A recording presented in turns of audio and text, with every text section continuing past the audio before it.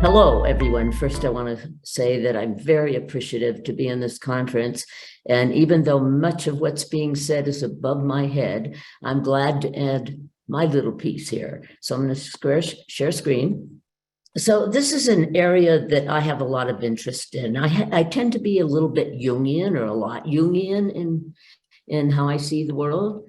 And yet at the same time, I have a tremendous amount of background through Sufism and deep. We're in the midst, as we know, of tremendous and rather tumultuous change because it's the end of an age.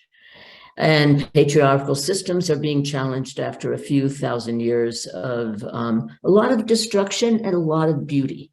We have to acknowledge that both have existed alongside of one another. Many of the talks we've been hearing are about the immense intellectual and scientific developments and spiritual that have taken place. So there are many challenges as old patterns attempt to maintain their, I can't see my full slides. Let me move this over here. And let me move this down here. Okay. As older patterns attempt to maintain their grasp on human consciousness and related behaviors, deep forces are being triggered for better or for worse. Now, where's the thing to get this to move to the next slide, Jeffrey? Now, you should just be able to click on them. Okay. Now, we've all been speaking to the choir in every single talk and most of this stuff, but what about the uninitiated, the rest of humanity? Many say that we are all connected, so we should care about all humanity, all species being part of this great awakening. Archetypal forces are rising and available paradigms to individuation are presenting themselves. Do we follow a path toward transhumanism, or do we awake to the possibilities within the authentic human being? According to Britannica, transhumanism is the movement proposes that humans with augmented capabilities will evolve into an enhanced species that transcends humanity, the post-human. Now, in a 1921 Netflix film, Don't Look Up, which I'm sure many of you may have seen, Peter Ishmael, played by Mark Rylance, is a billionaire CEO of the fictitious tech company Bash. He contrasts with the role of Jennifer Lawrence and Leonardo entirety of humanity. In the first internet image, the character Peter Ishmael is associated with some well-known persons. Now, what I noticed about him in the movie, he represents transhumanism, because when I'm observing him, what am I seeing? There's no expression of emotion, feeling. He's basically just dealing with technologies in order to save the world. But there's no, in this, we see a lack of human feeling. Now, if we look on the other hand, Leonardo DiCaprio and Jennifer Lawrence are deeply concerned for others, those they know and those they don't know.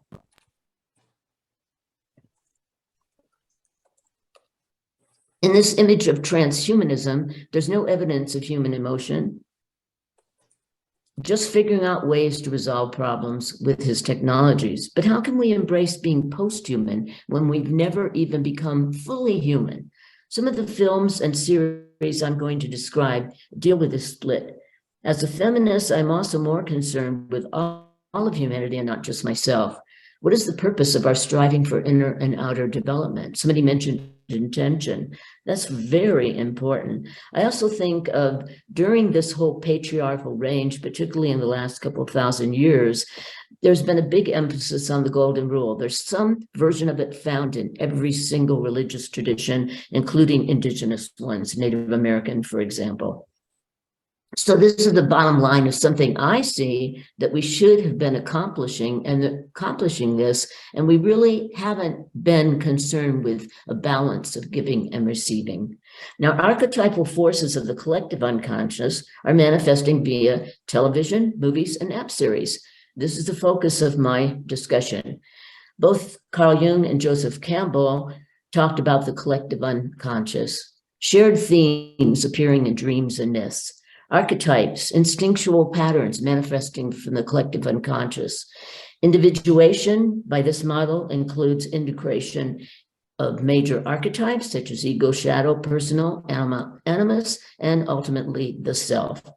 Jung noted that the archetypal instinctual patterns within social groups, a lot of shadow forces are manifesting at the same time, especially in groups who are dedicated to holding on to patriarchal patterns of the past. Jung noted in his book, The Archetypes in the Collective Unconscious, that a group experience takes place on a lower level of consciousness than the experience of the individual. This is where a lot of the things that have been talking about are so important. How do we make sure that everything is connected into this emerging field? This is due to the fact that when people gather together to share one common emotion, the total psyche emerging from the group is below the level of the individual psyche. We see this happening a lot in society. All you have to do is watch the evening news. If it is a very, if it is a very large group, this is according to Jung, the collective psyche will be more like the psyche of an animal. The psychology of a large crowd inevitably sinks to the level of mob psychology. If therefore I have a so-called collective experience as a member of the group, it takes place on a lower level of consciousness than if I had the experience by myself alone. Now, Jung began his inner journey in search of answers when he observed the strong, destructive shadow forces taking place in World War II. We have very strong, destructive shadow forces taking place right now. So this type of a journey is very important if we're really believing in an emerging age, emerging consciousness, and also helping those that are not quite in it yet or aware of it. There are very hopeful things happening at the same time, suggestive of new images of human life. On a social level, one can see racial, gender, and cultural equality occurring even in television ads. I see a lot of emphasis on gender equality, a lot of emphasis on racial equality, and also cultural, appearing in simple TV ads. Yes, they might be using it to gain money, picking up on what benefits, but at the same time, there's still something behind those choices. On a deeper level, the collective unconscious, with its archetypal influences, is motivating new ways of understanding through modern forms of media and storytelling, namely movies and serials. There are stories of aliens taking human form, intergalactic and quantum travel. Multiverses is also becoming a common theme. It's good to be aware of some of these stories. Not only are they entertaining, and we can use some of this amidst the tragedies in the daily news, but they are suggestive of shifting modes of consciousness. Even if the common folk, massive groups of television addicts, don't get the depth within some of these stories, they're still creating impressions in unseen levels within their consciousness. Many deep spiritual traditions utilize metaphors and stories, deeper ways of knowing. It's good to be aware of these influences and to search for their meanings within our own lives. They impact the journey of individuation, its relationship to the collective unconscious, and are helping to prepare humanity for expanded awareness. One of my favorite examples is The Man Who Fell to Earth, available via the Showtime app. According to the Showtime app, an alien, Chiwetel Ejiofor, and I hope I didn't slice up his name, crashes deep into the oil fields of New Mexico with a mission. He must find the brilliant scientist Justin Falls, played by Naomi Harris, the one woman on Earth who can save his species. And I will say, because she had created fusion, and that's been in the news recently as to a new form of energy that is being discovered that will replace by 2050. Okay, so even as he struggles to adapt to the world and become more human, her faith in humanity couldn't be lower. An unlikely duo, together they discover that in order to save his world, they must save ours. The end of episode 6 is a theme that stands out. The alien, now known as Faraday, is from the dying planet Anthea. He's able to transmit communication across galaxies, and is transmitting to his wife from his planet Anthea, questioning the value of human beings. Aside from the story of co-creating a new form of energy for both planets amidst the threats from large corporations and the CIA, I see the following as a theme of relevance. I'm going to try now to show you, get this out of the way, a brief little image from that movie. It was so impressive, I stood up in front of it. And he started it at the beginning. Hear me? In every moment, every interaction.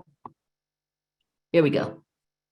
So, God, prayer. The Anthean God is progress, efficiency. That's what we worship. Have we ever stopped to ask, to what end? Humans do. They ask that in every moment, every interaction, every sunrise, because their God is meaning. Dinner together, meaning. A father's touch, meaning. A mother's strength, meaning. At the beginning of this transmission, I asked, how is humanity beneficial to anything? Where does it fit in the universe? Now I know. Find meaning in a moment, and the moment can become eternal. Humanity is quantum. Humanity is jazz. And life, it is beautiful.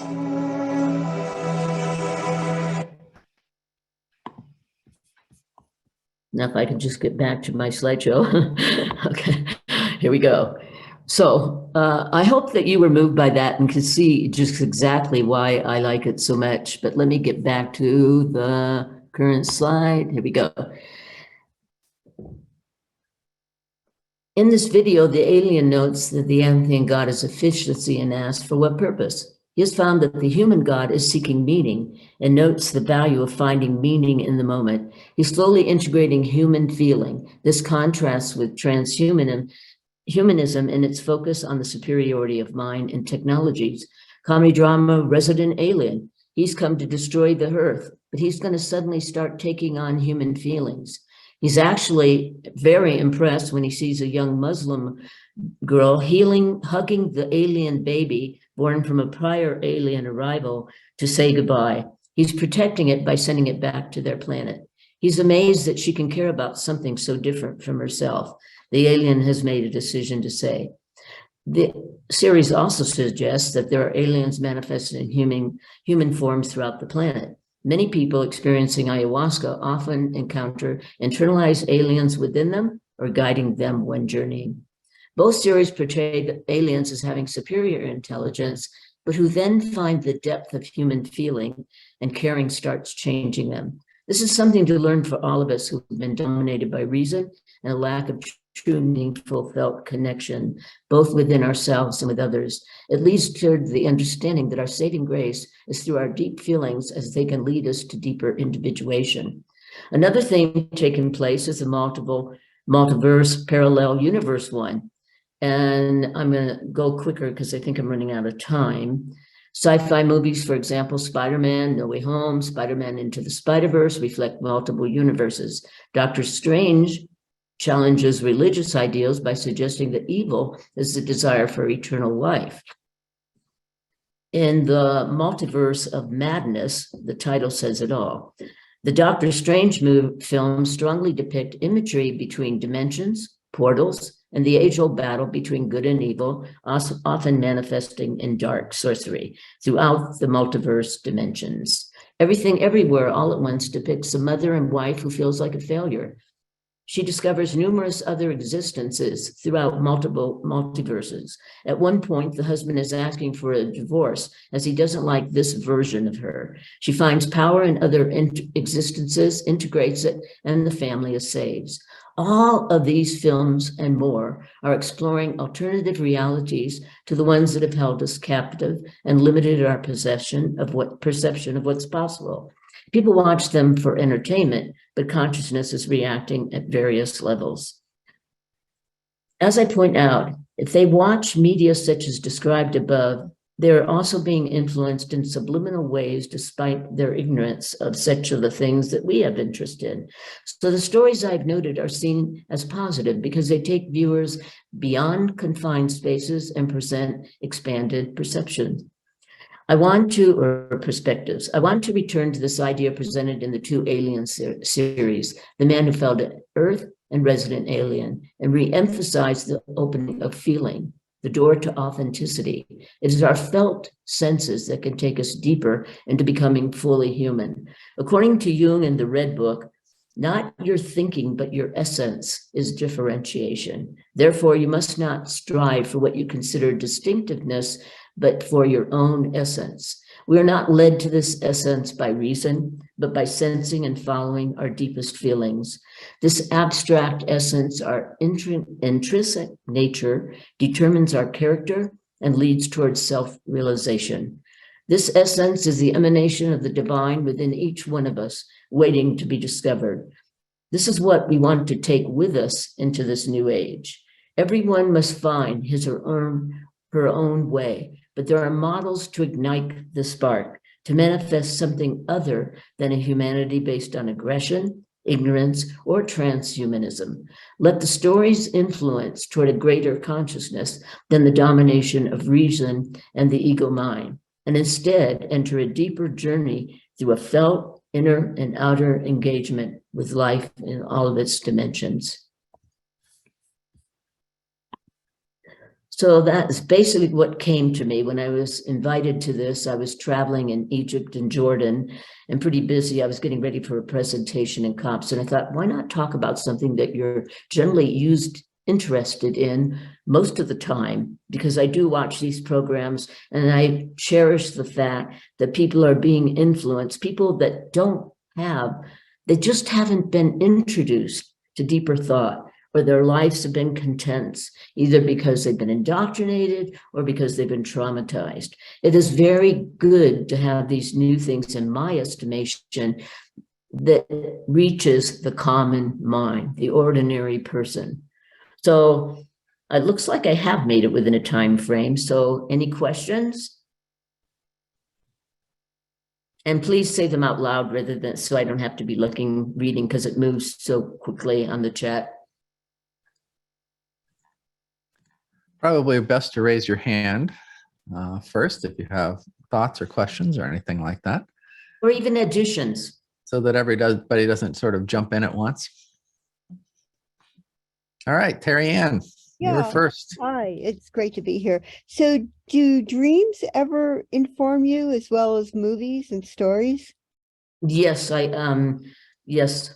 In fact, I'll get like a one picture image that gives me information. And have some of those been related to alien life? No, but I've experienced some of that. Well, I don't know who talks to me, but there's occasionally been a couple of times that I've been talked to in my life. The last time I was they generally refer to themselves like we. The first time I went to Popocatépetl in 1981, I think, by the way, that's Popocatépetl Ixtacihual outside of Mexico City. And I was just wanting to go there. I'd heard about it in elementary school, and for some reason I never forgot it. And I was going on a trip to Mexico. So I told my friends that's where I was going. But that was a much deeper reasoning than I had realized. As the taxi turned the curve, two streams of light hit my crown chakra and my heart chakra with the words, "We are aware that you have arrived." And yeah, so that kind of stuff. Yeah. Wonderful talk. Thank you. Thank you. Luke, it's great to see you. Hey, it's good to see you too, Jeffrey. Sharon, thank you so much. That was an amazing presentation. I think it justified my deep love for all the different stories I like. My question was, do you think the people in Hollywood or the people creating these stories are doing so from like a very high consciousness level, or is it just kind of just doing what people want and we as a collective want this? I'm just curious your thoughts on is it intentional or I not? think there's probably a mix. I think the man who fell to earth was basically put together to introduce some deeper ideas like the ones I saw in it, but also found it so interesting that everything was about energy and energy that is needed by humanity, and that the CIA and everybody was tracking the alien and trying to prevent it, and the big money was trying to prevent it. But when it was introduced at the end, it was this through fusion, which actually they'd use music to harmonize and get all the, it's beyond my idea, but to get all those energies to come together to produce this fusion so that they could create this energy that was dispensed to all throughout the world, like at 1 o'clock in the morning, and nothing could stop it for free. So maybe they thought that out, but doesn't it have deep, heartful meaning behind it all? I watched that show, I think all 10 episodes 3 times because my heart was so touched. I'm always looking for hopefulness. I love that answer. Thank you. That is great. Do we have any other questions or comments or anything like that? Gino, I know you've been involved in some of the conscious media networks around the world, including in Hollywood and stuff. If you have anything that you want to share or chime in on, certainly feel free to. No, just wonderful talk. And the interesting thing for me on this is there is this map, kind of this hero's journey and everything. And the way, I think the way that we look at things from dreams and the way that things literally show up for us, I think it all comes from the same place. And if you start, it's arguably no coincidence that Carl Jung, the guy that kind of started this whole dream analysis stuff, is the same guy that coined the term synchronicity. And yes. and just really if you read the Red Book, you'll see how deeply he went with that. And then he actually went going along, I think it was your talk that mentioned Parmenides and I never could say it, Epimenides, the pre-Socratic philosophers, and the deep journeys that they went within and carried people along on those deeper journeys, because that's the major way of finding our essence, whether it's through meditation, but more of a meditation within. Well, the interesting thing for me, I don't want to get into back what we were doing with Sky earlier, but if you ask, if you look at the zeitgeist of the world today, I usually talk to people about, what is the significance of Star Wars? What was the innovation of Star Wars? And the point behind this, if you can you look at things not only literally, but mythically, but the main contribution of Star Wars, from my perspective, is the redemption of the Dark Father. And so if you think about all these kids that got divorced and everything, and normally from a you're supposed to, kill the father and, whatever with the mother, but the idea of redeeming the father, the Dark Father, was from a mythical perspective, it's kind of revolutionary, and that kind of released something into, you're talking about the media and how these stories can kind of hit the zeitgeist and kind of cause kind of a shift, societal. And that's the main thing. And for me, there was some conversation earlier, especially in the era of NFTs today. I know that may be not a good topic, but arguably art and media, media is just art that's kind of industrialized, could be mass disseminated. But art is not persuasion. Art is not speculation. Art is not therapy, but art has the potential to transform and to heal. And so the big thing about this is, how do we get art back to its original role in society? And originally, the people that were creating I'm going to break in here, and I'm going to say that go back to Star Wars. I think there are multiple messages within Star Wars. I remember standing up in the theater and clapping. People were so overjoyed to have something deep, something really with all the energies that were within it come back to the theater. people do long for these things, even if they don't consciously understand all that they're receiving. It's touching them at some level. I think you're tapping into the There you go. you're tapping into the psychoid and the planetization of consciousness. It's beautiful how you've tied this together in terms of the noose sphere and the mythic level. And I think Teilhard de Chardin is standing up in his grave right now, applauding you all. And I think we need to talk more about conscious noose rather than consciousness. I love it. Thank you much. Beautiful. Okay. Any other wrap up comments or anything like that? If not, we will thank you so much, Sharon. That was really great. Thank you. It was a real pleasure. I'm so glad I spoke about something that really interests me.